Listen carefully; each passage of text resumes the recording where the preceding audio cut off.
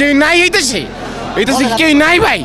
এরকম হয়েছে যে আমাদের উপর আক্রমণাত্মক হয়ে মানে ব্যবহার করতেছে। সমন্বয়করা গেছে ওখান থেকে কি সিদ্ধান্ত আসে সেটার উপর নির্ভর। সমন্বয়কদের নতুন দল গঠন করায় খেপেছে ছাত্র জনতা। বিস্তারিত জানতে পুরো ভিডিওর সাথেই থাকুন। বৈষম্য বিরোধী ছাত্র আন্দোলনের নেতৃত্বে জাতীয় নাগরিক কমিটি নামে একটি প্ল্যাটফর্ম ঘোষণা করা হয়েছে। রোববার বিকালে কেন্দ্রীয় শহীদ মিনার থেকে এ ঘোষণা দেওয়া হয়। কমিটিতে মোট সদস্য সংখ্যা 55 জন। তবে এটা মানতে নারাজ ছাত্র ও সাধারণ জনগণ। তাদের অভিযোগ, দেশ সংস্কারের নামে সাধারণ শিক্ষার্থীদের রাজনীতিতে প্রবেশ করানো হচ্ছে।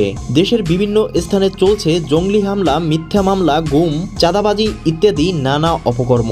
এমতো অবস্থায় উপদেষ্টারা আছে দেশের নাম, জায়গার নাম, এমনকি জাতীয় সঙ্গীত পরিবর্তন নিয়ে। বাদ যায়নি গণভবনও। তবে উপদেষ্টাদের এমন কাজে খুশি নয় দেশের সাধারণ জনগণ। তাদেরকে আরও বলতে দেখা যায়, আসলে এক স্বৈরাচার বিদায় করে অন্য স্বৈরাচারদের জায়গা করে দিয়েছে ছাত্র জনতা। প্রিয় দর্শক, দেশের এই বিষয়গুলো আপনি কিরকম দেখছেন জানিয়ে দিন কমেন্ট বক্সে।